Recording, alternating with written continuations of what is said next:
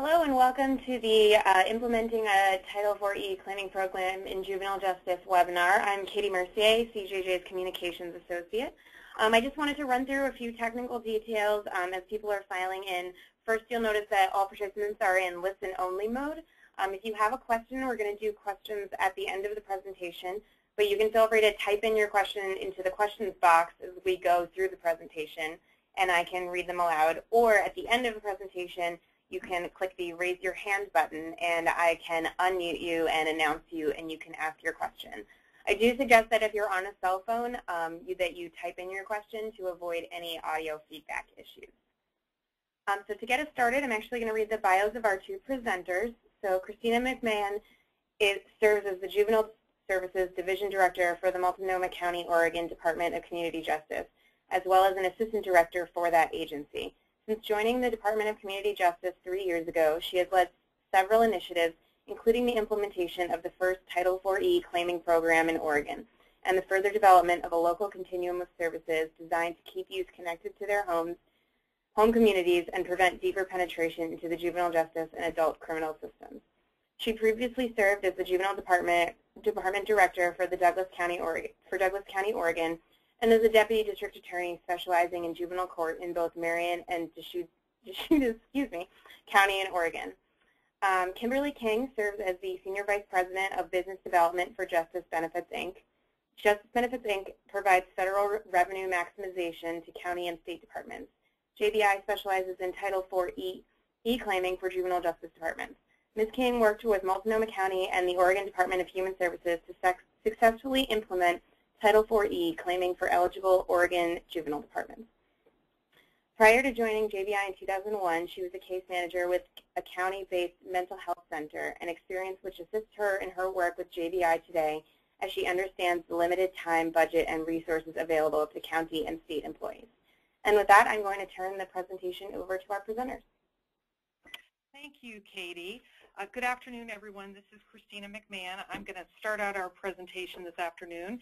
And Katie, if you want to go ahead and hit the next slide, that would be great. I thought it made sense to start out with making sure everyone understood what Title IV was. So Title IV is actually Title IV of the Social Security Act, Part E, which is federal payments for foster care and adoption assistance. Title IV permanently authorizes federal matching to states for costs related to foster care and adoption assistance. It's an entitlement program which is open-ended, and it's designed to support programs in states that fund out-of-home care and adoption assistance for children, programs that are aimed at keeping kids from being removed from their families and their communities, and also returning programs that are focused on returning children to their home once they have been put in substitute care. Additionally, it authorizes grants to states for independent living programs. Next slide. So there are actually 3 different types of Title IV claiming options. The first one is Title IV administrative claiming. This is one that I have found a lot of people don't seem to be as familiar with, but it's the one that makes up the bulk of the reimbursements we're able to get in Multnomah County. So I just wanted to kind of highlight that right out of the gate. Title IV claiming is made up of 2 different populations of kids. Candidates, one population is known as candidates for foster care. These are kids who are at risk of being removed and put into substitute care. The other population is made up of youth that are actually in out-of-home placements. So that's administrative claiming. The next type of Title IV claiming is maintenance claiming. This is the one that most people are familiar with. This is the claiming mechanism that allows reimbursement for those out-of-care placements like shelter, foster beds, residential programming, etc. And then Title IV enhanced training allows reimbursement for training that is related to some of the services that I'm going to talk about in upcoming slides. I think we have. And I think we actually have a poll here. So if you could poll that, that would be great. And next slide, please.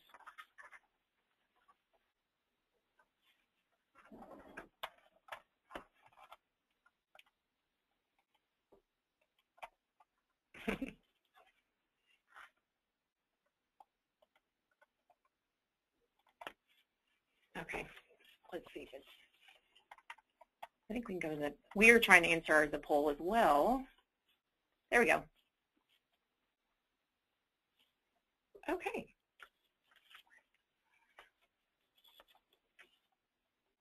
Katie, have you advanced it to slide 4 yet?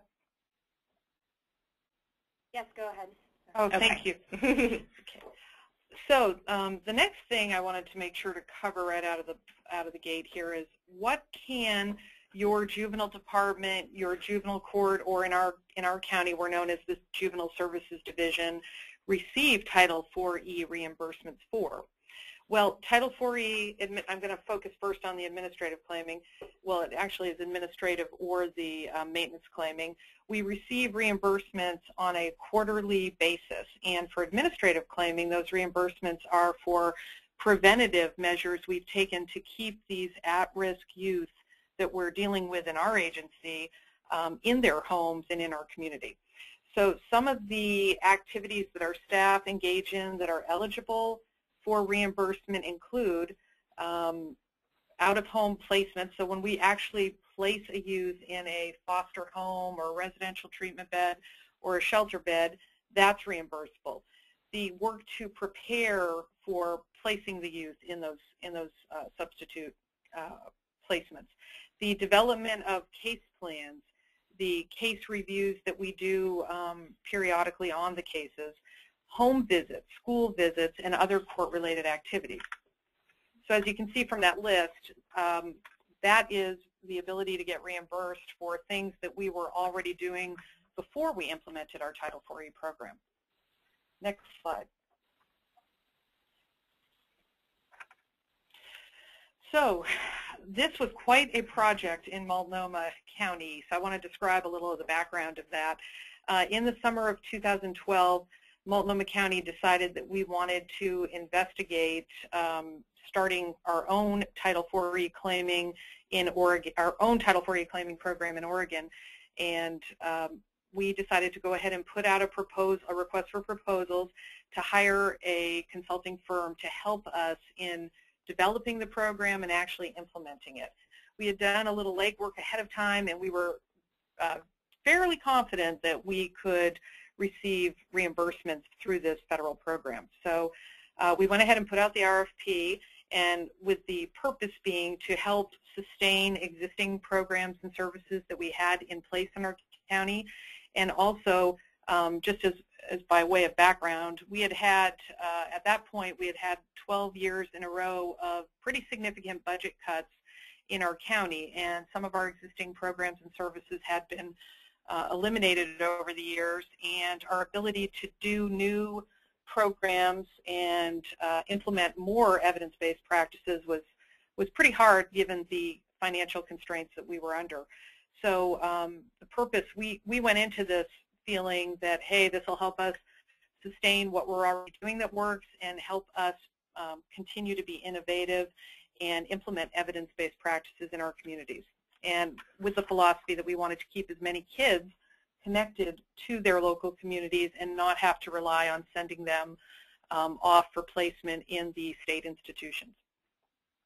Next slide, please. So we did the request for proposals, and Justice Benefits, Inc., JBI, a government consulting firm, was selected to receive that contract. They were selected, that happened in the fall of 2012.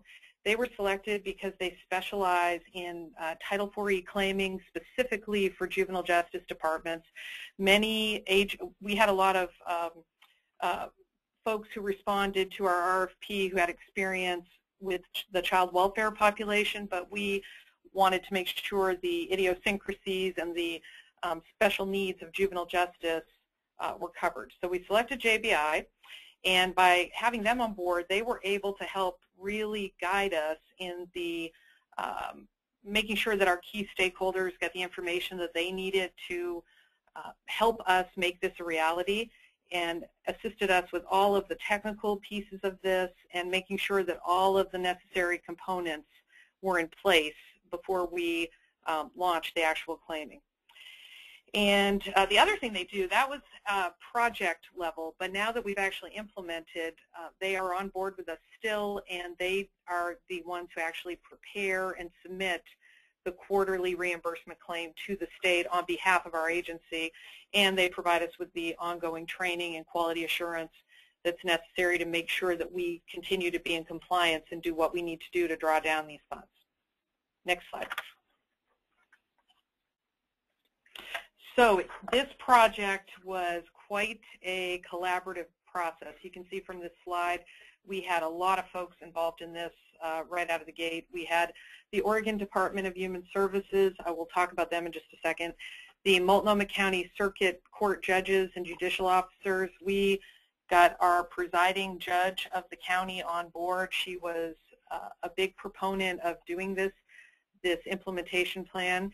And we had all of our different juvenile court judges and referees were aware of what we were doing, and several participated in work groups. So it was very important to get them on board. The Multnomah Trial Court Administrator's Office helped us adjust some of the processes and put the forms that needed to be changed into the system. We had many different managers from our department and employees from different work units. For example, our finance folks for the Department of Community Justice were also involved.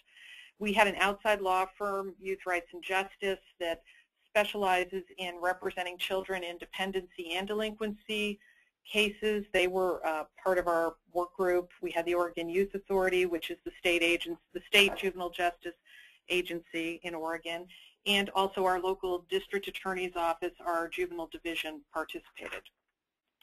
Next slide.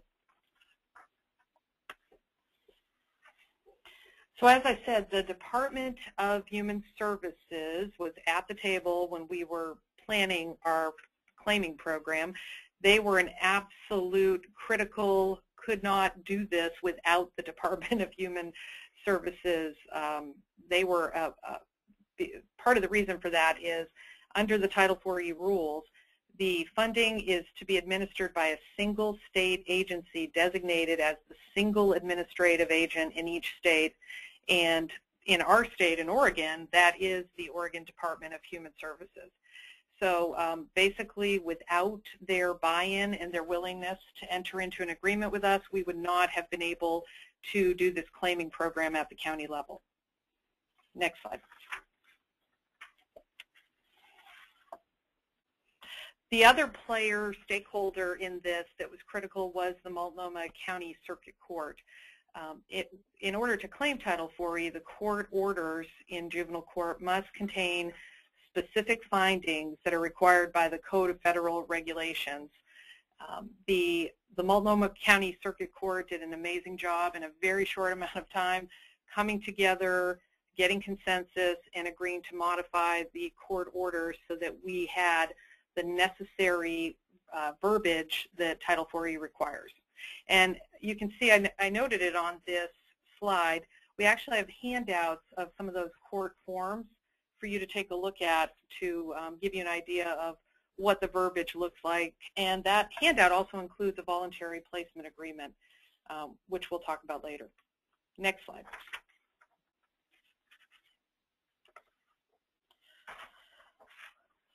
So in implementing this program, it introduced quite a wide array of changes in how we did business here in the Juvenile Services Division. As I just stated, we had new court orders and forms that had to be used.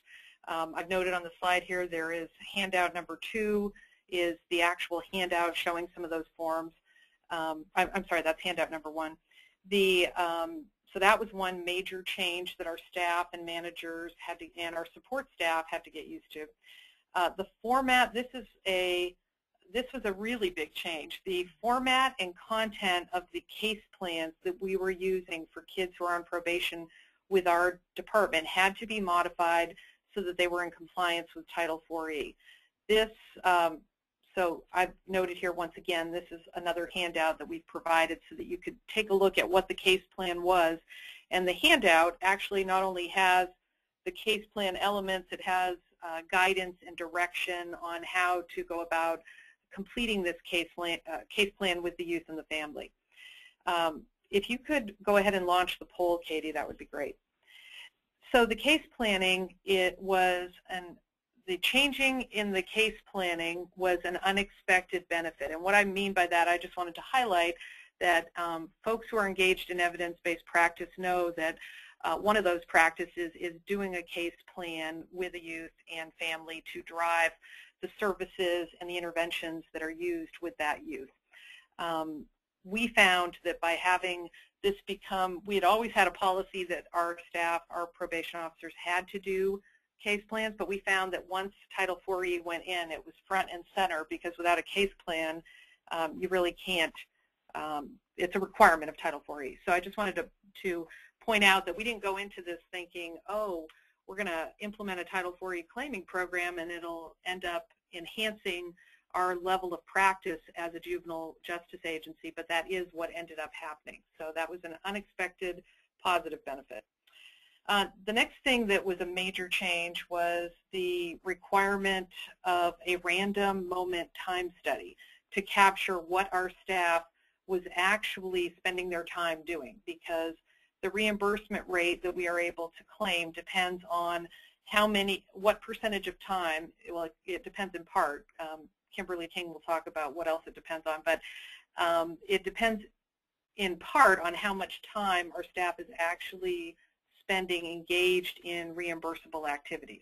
So this was important. JBI came in and trained us on a web-based time study so that it was all very automated and streamlined, and it did not involve a lot of extra paperwork for our staff. So that made the learning curve a lot easier. The other piece that was a change was learning to use various quality assurance reports and features of the JBI random moment time study to be able to assist our staff. And I have included a handout of one of those quality assurance reports. You'll see it when you look at it. It has the actual staff names blacked out. It's on the left side of that report. But what it shows you is for each of those employees on this particular team, the report is for our team that specializes in medium and high risk, typically gang-impacted and gang-involved kids. It shows you each individual member of that team, what their reimbursement rate, and you can see that really ranges from 50% of their time to, we had folks in the high 90s. So I encourage you to take a look at that. That was very helpful for us to kind of get a grasp on how our staff were spending their time, and also to help the people who were struggling with understanding how to use the random time study program. So that was a big change. Then the other major thing I said earlier on in this presentation, that candidates for foster care are the central way that we are able to draw down money from the Title IV-E program, and being able to identify who qualifies as a candidate for foster care was critical and had to be included in the case plan. So that took a lot of training to help our staff get used to that terminology and making sure that they were correctly identifying kids who fell into that category. And then the last major change was the Juvenile Services Division staff had to work with parents to get the financial eligibility form that's required by our State Department of Human Services to get that filled out and submitted in a timely manner. So that was a big practice change, because prior to that, our juvenile probation officers had not spent time doing that type of work. Next slide, please.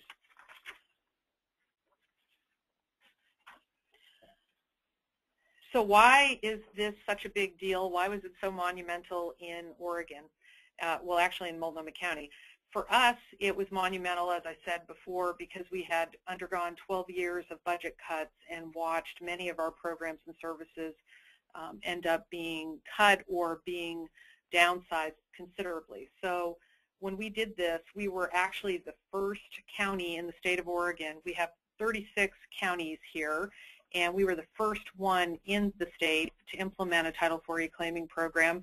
And we found out after we started this that we were also the first county in the federal Region 10, which consists of Alaska, Washington, Idaho, and Oregon, to implement a Title IV-E claiming program for juvenile justice. So this was a big deal in our state and also in our region.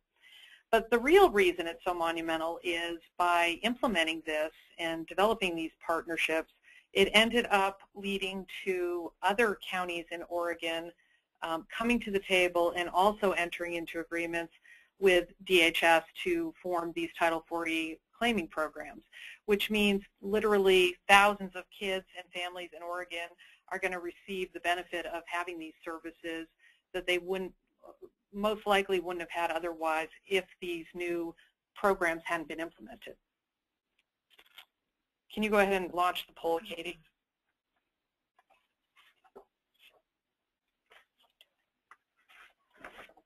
No, you don't do anything.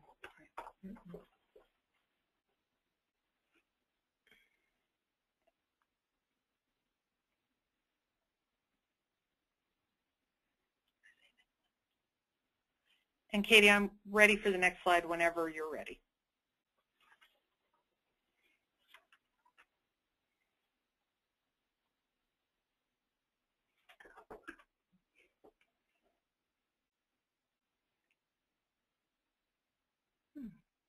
Kind of a split. So, Katie, do you have slide 13 up there? Thank you. So let's see. So next slide, we should be on slide 13, Innovation in Action, the Youth Villages Intercept Model. So one of the innovative things we've been able to do with our Title IV-E money is to implement the Youth Villages Intercept Model. Youth Villages is a national organization based out of Tennessee, but they actually merged with a local nonprofit here in Oregon to bring youth villages to Oregon. And specifically, they have a lot of different programs that they offer, but they have the Youth Villages Intercept Model, which is an evidence-based, culturally responsive program designed to keep those medium and higher risk kids who typically would be sent to the state agency for residential out-of-home placement or to a youth correctional facility bed. We are able to use this service in lieu of sending youth away and out of our community.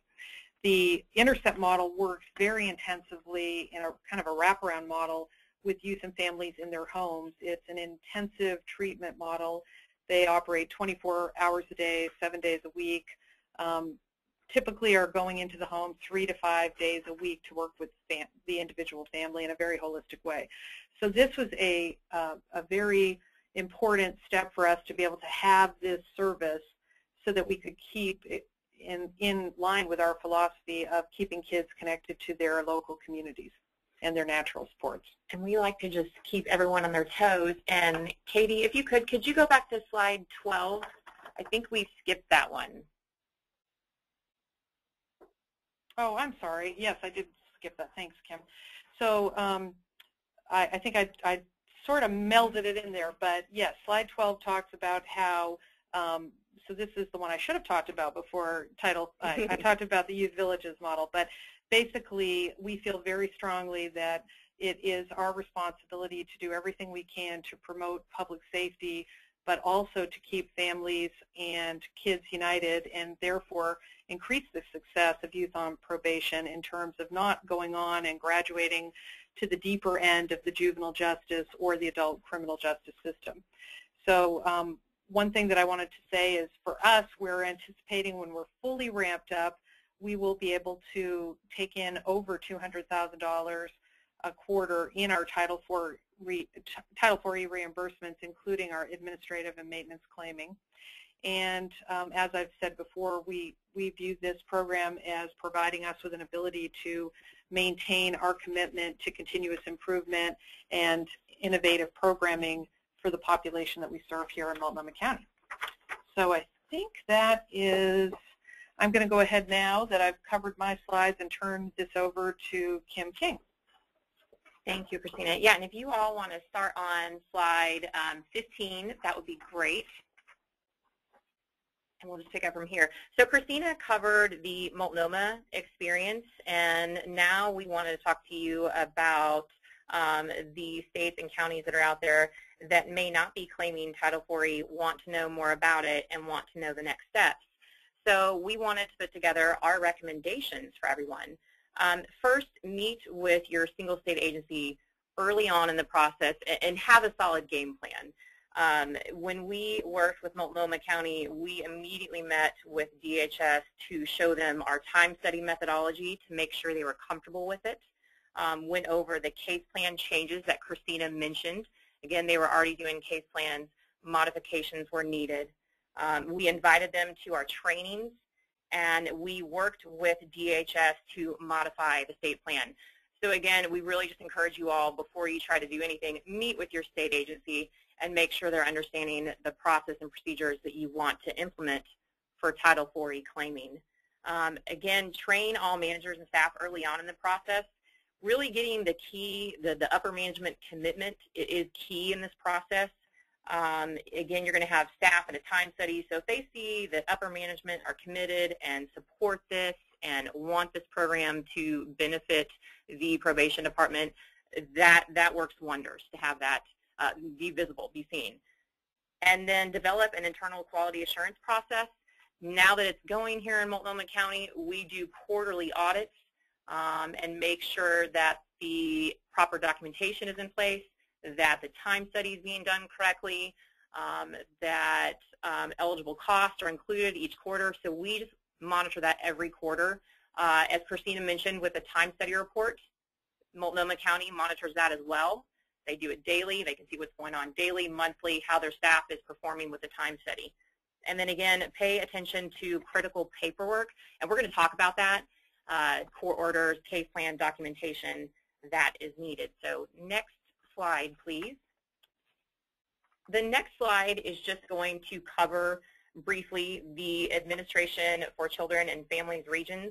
Not only do you need to work with your single state agency to implement Title IV-E claiming, you will need to get approval from your ACF region. And this slide, again, just simply shows you the 10 regional offices. Multnomah, as Christina mentioned, was the first juvenile department to tap in at the local level in Region 10. Next slide, please. So ACF provides the oversight for Title IV reimbursement. And when you Google IV-E, you will see countless sightings, such as Departmental Appeals Board decisions, Code of Federal Regulation, the Social Security Act, and, of course, the Child Welfare Policy Manual. And placement authority is a big, significant factor to allow your department to be able to claim Title IV-E dollars. You know, does your department place youth? Do you place them in non-secure foster care settings? And so this slide is covering the sections of the Child Welfare Policy Manual that deal with that placement authority. So please feel free to refer to that attachment that we have provided on that policy. It's got a couple of questions and answers to show you the placement authority. But again, that's a key factor. So this would be a good time to launch the poll for that particular question. And again, you know, just trying to get a sense of if your department has the placement authority, you do have the ability to place the youth. It's different in each state. Each state's different on how they handle that. Sometimes probation, yes, they do, and that's how Christina and Multnomah County are absolutely able to claim these dollars. And other times, probation does not have that authority. Changes can be made to that, but that's a different webinar for a different day. But right, to be real honest, but yeah, we just kind of want to get a sense of where everyone is at with that. And then as soon as we're done with that particular poll result, we'll move on to talk about admin claiming here. Okay, so a good mix. Okay, 71%. Good. Okay. So this slide, we're going to talk about administrative claiming. Christina mentioned earlier that you have the option to claim administrative and maintenance dollars. And like she said, there seems to be a common misconception that departments feel that the maintenance or the placement dollars that really gives you the most significant reimbursement. and it's a great option, and it provides you the reimbursement for your placement cost. But we wanted to get into more detail about the administrative claiming and the different components involved in that. So the three are the time study, the eligibility rate, and the financials. And if you go to the next slide, Katie, we're going to break those down. So the time study, when we time study here in Multnomah, what we're doing is we're primarily including case-carrying probation officers or juvenile counselors, as they call them here in Multnomah County. So you're not including detention staff in your time study. You are not including adult staff. You're not including intake staff that only work with non-adjudicated minors. You're looking at the probation staff that carry a caseload. The time study in Oregon and all of the other departments we work here in Oregon outside of Multnomah, they all adhere to the best practices manual of the Division of Cost Allocation, which requires that a time study is case specific. And the importance of that is to provide an audit trail to make sure that when you are doing a time study, you tie that activity to a case ID, a probation ID, what have you, so that if your single state agency wants to come in and audit, they have a paper trail. If ACF wants to come in and make sure that you've documented on this day, this time, you were working with this youth, they want to make sure that that activity also corresponds to your case plan. So it's just a great way to have that audit trail to ensure accurate claiming and time documentation with Title IV-E. So the time study is the big bulk of it. And again, like Christina said, we have the web-based system here in Multnomah County. It's a continuous time study. The beauty of having it being a web-based time study, we know that probation staff are not tied to their desk. They're going to be out in the field. So to be able to have a remote way to access their time study is very beneficial. So the time study is one component. The eligibility rate is the second factor into your admin claim, and that's really looking at the number of youth that you have in placement again, the youth that you place each quarter that meet 4E criteria. So what is 4E criteria? What makes a youth 4E eligible? A very basic description of that would be that they have parental deprivation and that you have the income limitations. And so again, it just ties back to the aid to families with dependent children.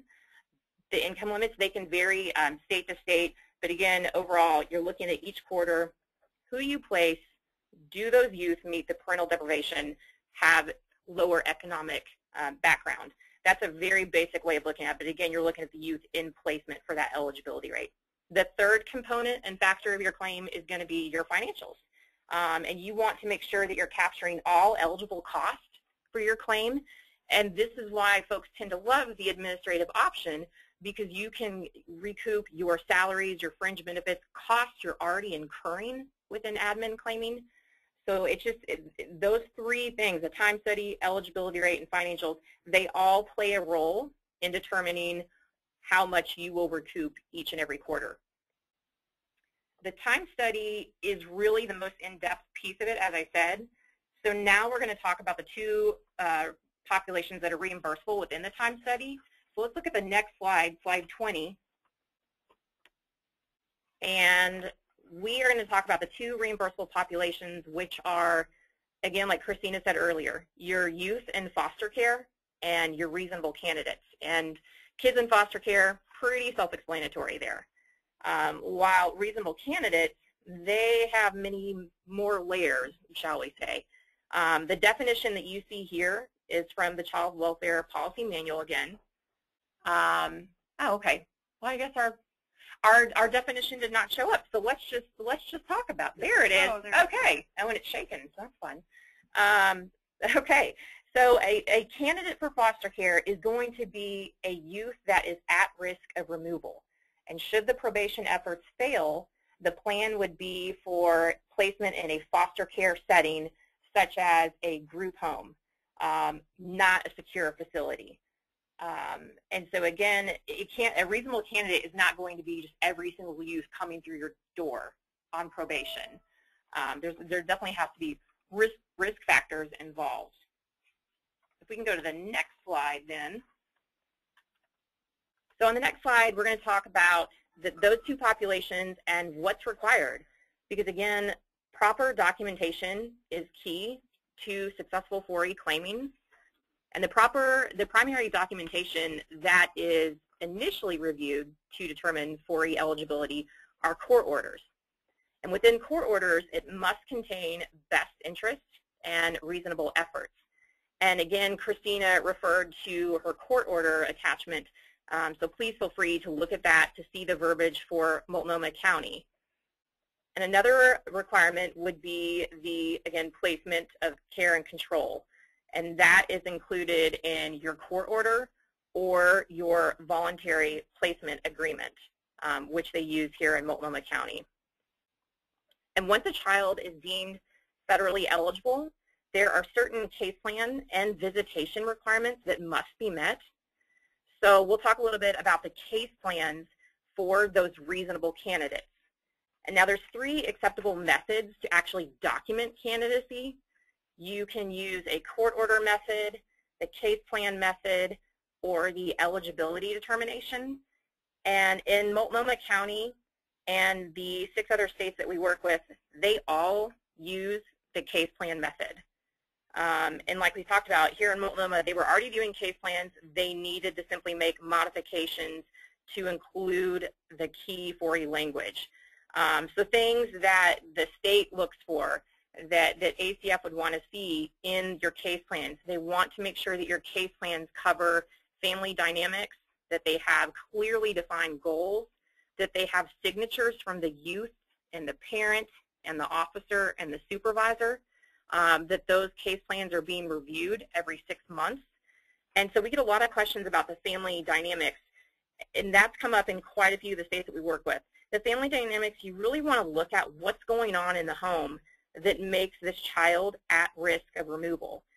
So an example would be one parent household. Maybe mom has current involvement with drugs and current involvement with child welfare. Again, we're not talking about basic delinquent behavior when you're talking about the family dynamics, but it's key to have all of those addressed within the case plan. And this is a very broad overview of the nuts and the bolts in 4E claiming. That's why proper training, self-audits, oversight, departmental commitment are vital to ensuring a successful 4E program. And we'll go to the next slide. And on this one, go ahead, Katie, and if you want to launch that poll question. We wanted to get that going and see if everybody, get a feel of the group, if they're interested in pursuing 4E if you're not already doing it. But again, some of the benefits are if your department's already incurring these costs. You know, you're already doing these activities that Christina mentioned. You're already incurring the salary cost. You might as well get reimbursement for that. And departments can retroactively claim 4E up to 22 months with a proper time study. So again, in Multnomah County, when we received the contract with the county, we immediately put in place our time study. If you have a documented time study, you are able to go back up to 22 months and retroactively file those claims, which is exactly what we did in Multnomah County. The interagency agreement that you will have with your single state agency, you can, it's very state by state, but it can offer protection to ensure that you protect your funds and prevent some planning of the funds. And then again, finally, like Christina said, in speaking about what Multnomah County did with the 4E revenue, reimbursements will allow juvenile staff to enhance the services to the youth in your department. And I think Christina wanted to follow up on a couple of points before we turn it over to questions. Thanks, Kim. Katie, if you could go back to slide 14. I realized that I spent a lot of time talking about the Youth Villages intercept model because that was one of the main ways we were spending our Title 4E funding. But I also wanted to point out some other things that we're using our funding for. So we are contracting with Youth Villages to do the intercept services that I described. That was a major change in how we're doing business. The other things that we're spending the money on, however, are to fund juvenile court counselor positions, and as Kim said, that's what we call our juvenile probation staff. We also will be implementing a couple of new positions later this year, our juvenile counseling assistant, which we're hoping to have 2 of those in place. Those are people who do work to assist juvenile court counselors, and we're hoping that will increase the quality of our interactions and contact with families. We already funded and contracted with outside providers to provide shelter beds and foster homes for youth that are involved in our department. We are planning to expand that this year so that we have more beds available, and also we'll be spending our money, our Title IV-E money, on competency and skill groups that we would like to add to our service array. So those are some of the ways that we can spend the money, and that's what the plan is in Multnomah County. Some of these have already been implemented and some are in process. With that, I think we're ready to go ahead and open it up to questions, Katie. Great. So like I said, you can enter your questions in the questions box. We strongly suggest doing that if you're on a cell phone, or you can press the raise your hand feature and we will call on you. So I'll just give everyone a couple seconds to just type in their questions and then we'll get started.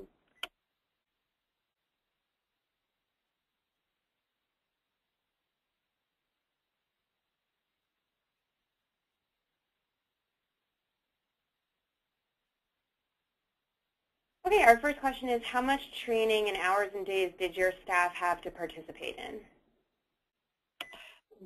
Wow, I would say on the front end, there was a lot of pretty intense training on the front end before we actually started doing the time study. I think overall it probably equaled about 40 hours worth of training to get people up to speed. And when I say that, I'm encompassing the information on candidates, the team meetings that they had. There were different components, so it wasn't like we took people out of work, off of their caseloads and out of work for a week and just had them intensively train on Title IV-E all at once. But there were many different components, and I think if you added it up, learning how to do the new forms, learning how to do the time study, learning how to identify a candidate, learning how to code things on the time study, how to make sure documentation was in line, learning the new nuances of the case plan. From the time we started doing this between October and January, I think it would equal approximately 40 hours of individual staff time. It was spread out over those months. Okay, our next question is, when did you issue an RFP for a consulting firm, before or after meeting with DHS? I had actually met with DHS. I had been talking with DHS for the preceding 6 years prior to issuing the RFP. I actually had started working on this project before I came to Multnomah County. So I was part of a statewide work group that was looking at Title IV-E. So they were aware when we issued our RFP that we were going in that route and what we were hoping to accomplish. So it was before we started it, but the really intense talk happened after we had our consulting firm on board, because they were able to help us figure out the right questions to ask and come up with the agenda of what needed to be covered, because some of this is highly technical. So there was some before, but the bulk of it was after we had JBI, our firm, on board. Our next question is, does this also apply to youth on parole status or just probation? I'm sorry, I didn't hear the first part of that, Katie. Sorry, does this also apply to youth on parole status or just probation? It would, I believe I'll turn this over to Kim, because we don't, in Multnomah County, we don't have parole authority. That is handled in our state. That's handled by the Oregon Youth Authority. So I'll let Kim go ahead and answer that. It would depend on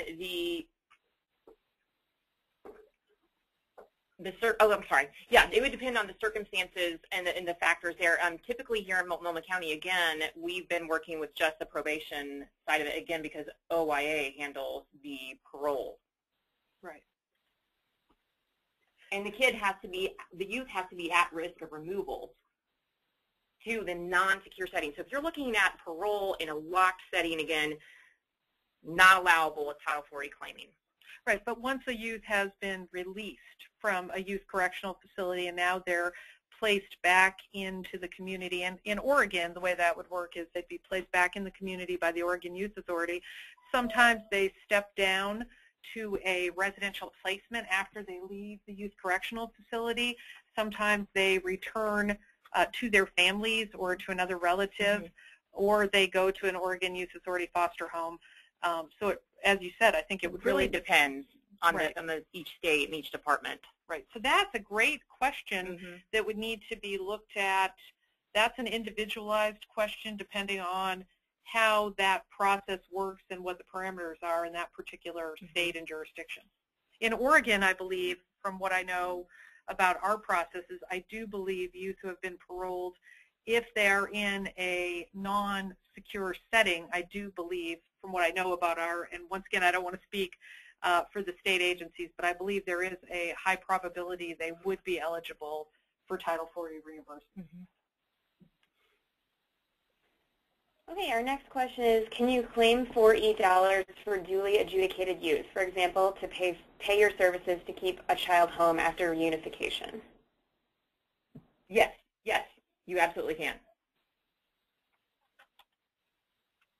Okay, how many additional counties have come on board after Multnomah? We have actually had 7 other counties besides Multnomah County that have come on board. So a total of 8 counties in Oregon. So yes, 7, and they tend to be the, well, one of them is my former county that I was juvenile director in, but they tend to be the counties that are larger because they have the ability to have the care and placement responsibility, where some of the smaller and more rural jurisdictions don't have that the ability to fund that care and responsibility authority. Okay, is Title IV-E revenue monthly or quarterly? The administrative portion is quarterly that we talked about, and the maintenance is billed monthly, but that can depend on how each state pays out the maintenance option. And again, the maintenance is going to be your placement. So each state's also going to vary on their maintenance rate, their reimbursement rate. Some states it could be 50%, 60%. That can vary, but again, admin is quarterly. Our next question is, does IV-E overlap or supplant Medicaid?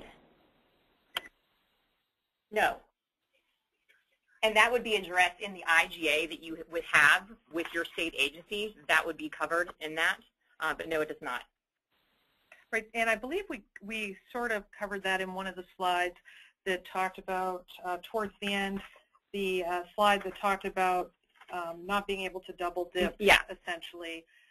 So that actually is the situation that we have in Multnomah County.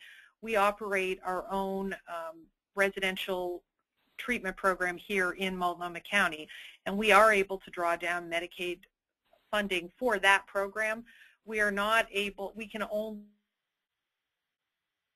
for the maintenance portion that is not covered by Medicaid. So that's an example. We had to actually explore that in our county, but it was great because we could use Title IV-E to cover the maintenance portion, putting the, paying for the actual residential service versus the treatment, which we had not been able to do before we had Title IV-E. So that's one of those very specific to the jurisdiction technical questions that has to be discussed up front with the state agency. Our next question is, how do you set up reimbursement for training? In the sense of, I wonder if they could clarify. Okay, we'll hope that have that participant write in another. You would, but on a general term, you would have that in your state plan. But if they wanted to also expand and clarify on that, that would be great.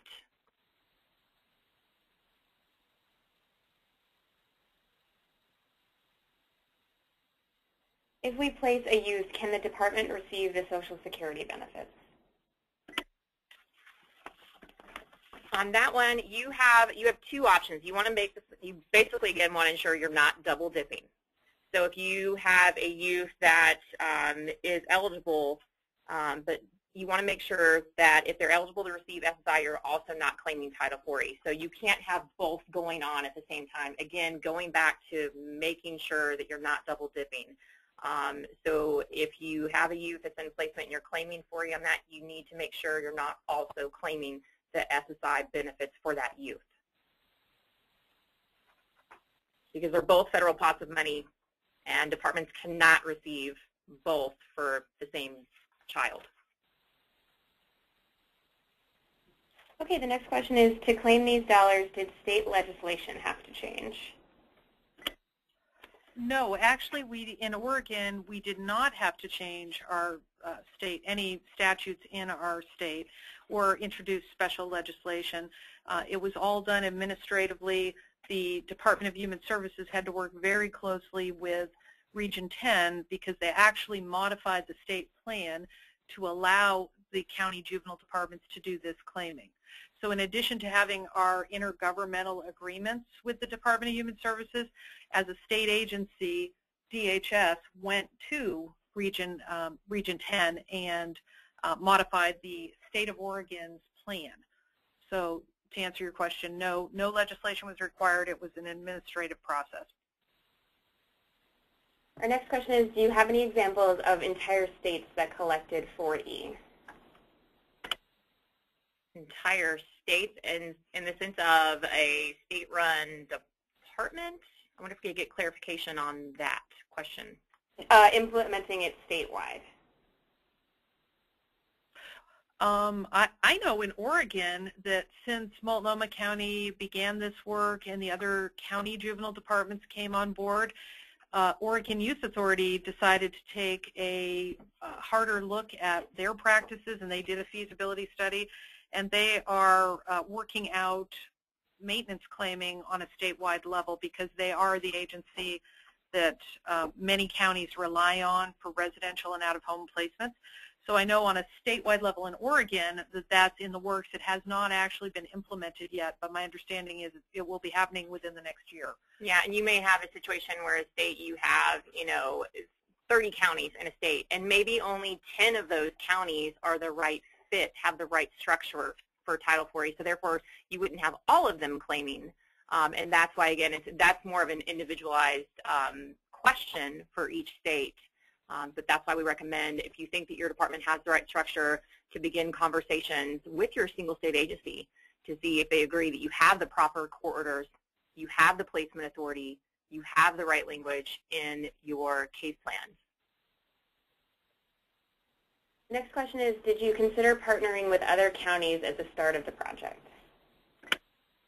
Yes, actually we did. And I actually did presentations. I'm involved with the Oregon Juvenile Department Directors Association. I did presentations to the association about Title IV-E, shared what we were doing in Multnomah County. Early on, it was such a monumental shift in how we do business in Oregon that my colleagues said, well, Christina, we'll wait and see if you're able to pull that off, and then we'll decide if we want to do it. And that's exactly what happened. After we were able to work through a lot of the technical pieces of it, they took a look. We invited them in. They took a look at what we were doing, and as I already stated, 7 other counties decided to come on board. Can Title IV-E funds be received for supervision of juveniles who have not been adjudicated delinquent? No, not at all. No, they must be adjudicated. And again, if we're talking about, when we talk about the time study, we're talking about the staff that are dealing with youth that have a formal caseload. They have to be, again, at risk of removal. What specific role do the managers provide within the time study? The managers within the time study, they provide oversight for the time study. They perform the quality control, and they can also proxy answers if the staff's out, but that goes back to the handout that Christina provided, showing you, it's handout 3, showing you the breakdown for this particular department. And Christina, I can definitely turn over to her and see how they monitor this daily. Right. So if you look at handout 3 at the very top, there's a small blacked out area. It says observer : and it's blacked out. And then underneath it, it says as primary. That's actually the name of the individual manager who supervises this particular team in the report.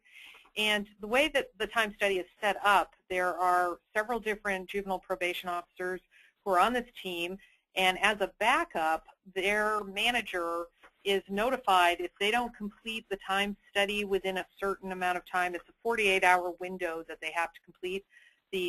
I'm sorry, not the time study, the random moment. They have 48, the juvenile probation officer has 48 hours to complete the random moment. The manager, after a certain amount of time, I believe it's 24 hours, gets a notification that the moment hasn't been filled out. And it's an extra way of making sure that that we don't have missed moments. You'll see on the actual report here, it's the 6th column over. There's a column where it says missed moments. We are trying to avoid having any missed moments because missed moments mean we're losing opportunities to capture reimbursable moments, reimbursable time that our staff is working on. So it's really kind of a safety, they play sort of this safety net role in our department. We don't use this in a way that is, if you look at this report, the second person down is at 53%. We don't use it as a way of saying, the person who's at 53% must not be doing their job because we also have somebody at 93% this month. We use it as a tool to help figure out training opportunities. And then we also do recognize that in this type of work, in this social service work, things ebb and flow, and sometimes you can have a particular officer's caseload literally exploding where there's more reimbursable type activity going on, and other times not so much. So we really use our managers to provide that safety and watchful eye to make sure we're not losing reimbursable moments so that we can catch them before they're lost. Okay, one person said we have both state and county probation. Are both eligible to access these funds? Yes, if they, again, both have the placement authority. Absolutely. Absolutely. Yes, and that's actually what's in the works in Oregon, because the counties have accessed, the 8 counties have accessed Title IV at the county level, and Oregon Youth Authority, the state agency, is in the process of developing their Title IV maintenance program, maintenance claiming program. Did your county have to participate in the Child and Family Service reviews for your state, and were there costs involved in that process?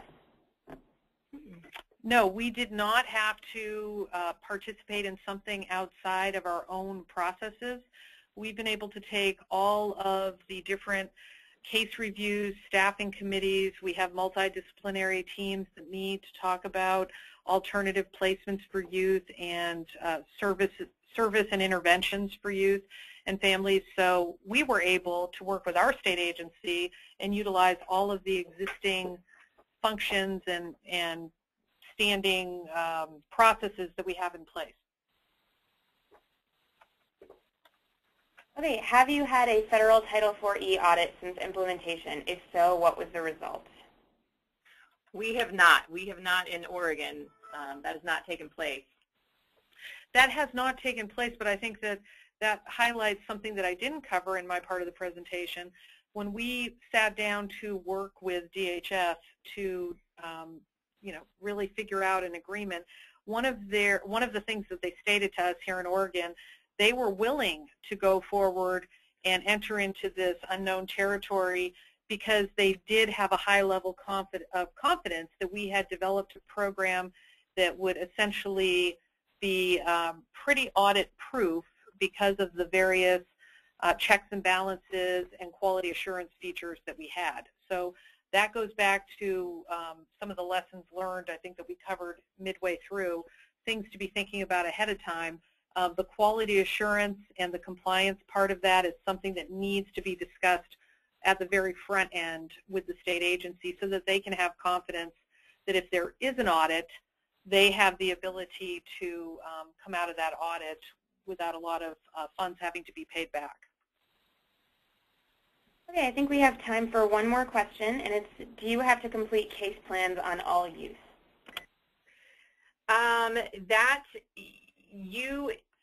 To claim Title 40 dollars, and when you're working with your reasonable candidates, yes, you do need to on all those use. And I know that that can be something that's different for certain states, certain departments out there that may not be doing case plans right now.